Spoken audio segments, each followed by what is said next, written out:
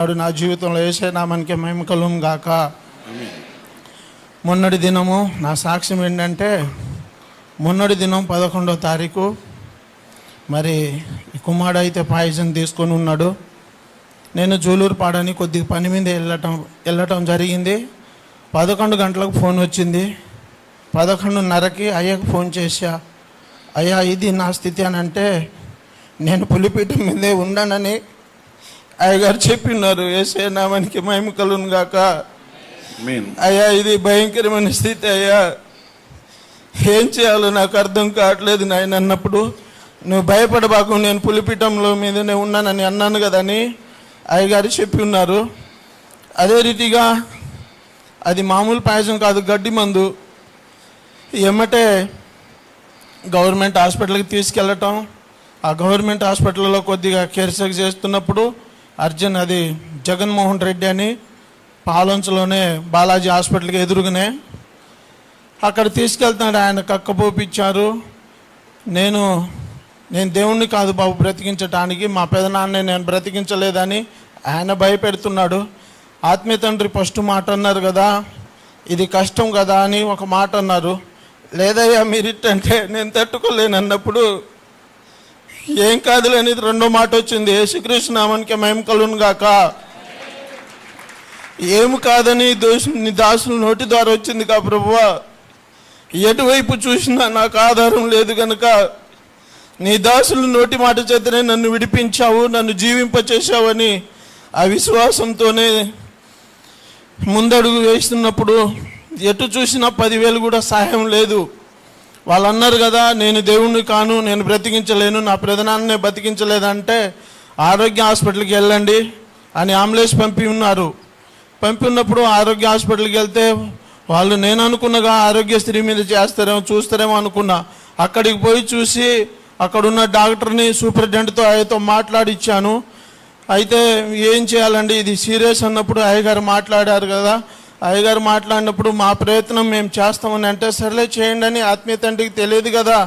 మరి అక్కడైతే లక్షలతో కూడుకుంది. అయ్యా ఇది పరిస్థితి అంటే, వాళ్ళ ప్రయత్నం వాళ్ళు చేయని మనం ప్రార్థన చేద్దామని అన్నారు. అయితే అయ్యగారు ప్రార్థన చేసినాక ఆ పైపులో నుంచి మన టీ గ్లాసులు రెండంతా అయ్యగారు ప్రార్థన చేయగానే ఆ మందు బయటకు వచ్చింది. యేసుక్రీస్తు నామానికి మహిమ కలుగును గాక. ఇది నా జీవితంలో ఆశ్చర్యమైంది. నా జీవిత కాలం అంతా శుద్ధించినను, ఆయన రుణం నేను తీర్చలేను. యేసే నామానికి మహిమ కలుగును గాక. అక్కడ నుంచి గవర్నమెంట్ హాస్పిటల్లో తీసుకొచ్చాం. అక్కడ డబ్బులు నేను పెట్టలేను, నా వల్ల కాదు అని అన్నప్పుడు అయ్యగారు ఫోన్ చేసి ఓదార్స్తూ ప్రార్థన చేస్తూనే ఉన్నారు. పొద్దున సాయంత్రము గవర్నమెంట్ హాస్పిటల్ తీసుకొచ్చి 10 రోజుల దాకా ఆడనే ఉన్నాం. అయితే వాళ్ళు చూశారు, ఎమ్మటెమ్మటే బ్లడ్ టెస్ట్ అని అన్ని టెస్టులు చేస్తూనే ఉన్నారు. అయ్యా మరి ఇది పరిస్థితి, పొద్దున్న నేను చేయకపోతే అయ్యగారు ప్రార్థన చేస్తారు, ఫోన్ చేసి ప్రార్థన చేసేవారు. అయితే 10 రోజుల తర్వాత విడుదల పొందిండు. విడుదల పొందినాక వీడికే మరి ఇది పరిస్థితి అయ్యా అంటే, వాళ్ళు పంపించారా లేకపోతే మీరే బలవంతంగా వచ్చారంటే, అయ్యా మరి వాళ్ళైతే కష్టము కొద్దిగా తగ్గినట్టు తగ్గుద్దిలే కానీ కొద్దిగా మేము అయితే గ్యారంటీ చెప్పలేమని చెప్పారు అయ్యా అని అంటే, నేను చర్చి కాడికి వస్తున్నాను అంటే, సరే మరి అని ప్రార్థన చేశారు అయ్యగారు. అప్పటికి ఏం తింటం లేదు వాస్తవానికి. అయితే బస్టాండ్, మన ఇల్లందు బస్టాండ్కి వచ్చినప్పుడు హోటల్కి అన్నం కోసమని అట్లా వెళ్తే పెరుగుతో కలుపుకొని అంత అన్నం తిన్నాడు. యేసుక్రీస్తు నామానికి మహిమ కలుగును గాక. ఇది నా జీవితంలో నిజంగా ఆశ్చర్యమైన కార్యమే. తర్వాత మరి ఇక్కడికి వచ్చినాం, ఆరాధన అయిపోయింది, చూసుకొని వెళ్ళినాక ఒక నైటే ఉన్నాం, ఎక్కువ ఉండలేదు ఈడ. ఒక నైటే ఉన్నాం, వెళ్ళిపోయిన తర్వాత ఈడేం చేసిందంటే, మరి బుజ్జి కోసమని అత్తగారింటికి వెళ్ళారు. అరే మనం మాట్లాడుకోలేదు కదా, నువ్వు అట్లా వెళ్ళటం కరెక్ట్ కాదని అంటే, నా విషయం మీకు ఎలా చెప్పాలో మీకు నేను వివరించి చెప్పలేనని చెప్పేసుకొని వెళ్ళిపోయారు. వెళ్ళిపోతే అక్కడ వాళ్ళ అత్తమామలు ఏమంటారంటే, అయ్యాకు ఒక మాట చెప్పా, అయ్యా మరి ఇది పరిస్థితి, వీడిట చికాకు చేస్తాడు అయ్యా, నేనైతే ఏం మాట్లాడలేను అనుకొని అయ్యతో మాట్లాడినప్పుడు, ఏం కాదులేని మళ్ళీ ఆ విషయంలో కూడా అయ్యగారు ప్రార్థన చేశారు. ఈ కుమార్తె అయితే అన్యురాలు, మరి వాళ్ళు పెద్ద బలగమే, వాళ్ళు 6 అన్నదమ్ములు, మరి 2 అక్క చెల్లెలు, వాళ్ళు చాలా పెద్ద బలగం. మరి మాట్లాడటానికి వాళ్ళు చాలామంది ఉన్నారు, నాకే ఎవరు లేరు, నువ్వేం భయపడబాకు, ఏదైనా ఉంటే నాకు చెప్పని ఆత్మీయ తండ్రి మనం కూడా ఏదో ఒకటి చేద్దాం అక్కడ సిచ్యువేషన్ బట్టని అయ్యగారు ధైర్యపరిచి ఉన్నారు. యేసుక్రీస్తు నామానికి మహిమ కలుగును గాక. అయితే 27వ తారీఖు మరి ఎక్కడ ఎలా ఏం మాట్లాడాలో నాకైతే తెలియదు. అయ్యకి చెప్పేశా, అయ్యా మరి నేను ఎలా మాట్లాడాలో వాళ్ళతో ఎలా నిగ్గుతానో నాకు తెలియదు అయ్యా, నేను ఏం మాట్లాడదలుచుకోవట్లేదు అయ్యా అంటే అయ్యగారు ప్రార్థన చేశారు. మరి ఆరాధన అయిపోయిన తర్వాత సోమవారం ఉదయం 7 గంటలకి మళ్ళా ఏంది పెళ్ళి అన్నారు, మరి బయటికి వెళ్ళాలా, అసలైతే అయ్యగారు బయటికి వెళ్ళాలా ప్రార్థనకి. మరి దేవుడు ఈ స్థలంలోనే ఉంచి అయ్యగారికి మరి వాళ్ళు వచ్చిందాకా 10 గంటలు అన్నారు, 11 అన్నారు, 12 1 గంట అయింది. 1 గంటకు వస్తే అప్పుడేం పెళ్ళి, అప్పుడేం బాప్తిస్తున్నానని అయ్యగారు నా మీద కోపగించుకున్నారు. దయచేసి క్షమించగలరని అయ్యగారు మనవి చేసుకుంటున్నాను. అదే రీతిగా ఆ సమయంలో మరి 1 గంట అయింది, 2 కూడా అయింది. మరి వాళ్ళు భోజనం చేసేసరిగా 4 అయింది. బాప్తిసం ఇచ్చారు అయ్యగారు. మరి అవన్నీ చూసుకునేసరిగా ఇక్కడనే మాట్లాడటం, పంచాయతీ అంటే అది ఏదో పెద్ద కాదులే కానీ వాళ్ళు కావాలని చేయటం. ఇక నీ కుమారుడిట చేసుకున్నాడు కదా, మరి అమ్మాయి నిమిత్తం ఏం రాపిస్తారు, ఏం గ్యారంటీ ఇస్తారని అంటే, మరి నాకు ఒక సింగారంలో ఒక ఇల్లు ఉంది, పాలంచలో రోడ్డు పక్కన ఒక ఇల్లు ఉంది, ఇవే నాకు ఉన్నాయి, నేనైతే దాచుకోవటం ఏం లేదన్నప్పుడు మరి అక్కగారు అన్నారు కదా, ఉన్న 2 ఇల్లులు మరి వాళ్ళకే రాసి పెడితే మరి నీ స్థితి ఏంది, రేపు రోడ్డులో ఉంటావా, బస్టాండ్లో ఉన్నారంటే ఉంటామని మీనక్క చెప్పడం జరిగింది వివరించి.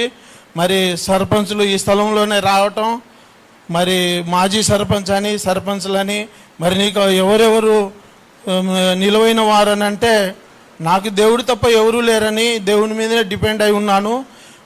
ఈ స్థలంలోనే వారు వచ్చి అన్ని కాగితాలు రాసుకొని 4:30 5 అయింది ఇంచుమించు.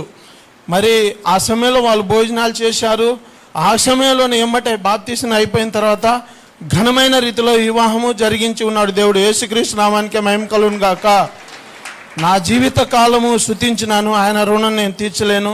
అయ్యగారు చేసిన విజ్ఞాపన ప్రార్థన బట్టి అయ్యగారికి లెక్కలేని వందనాలు చెల్లించుకుంటున్నాను.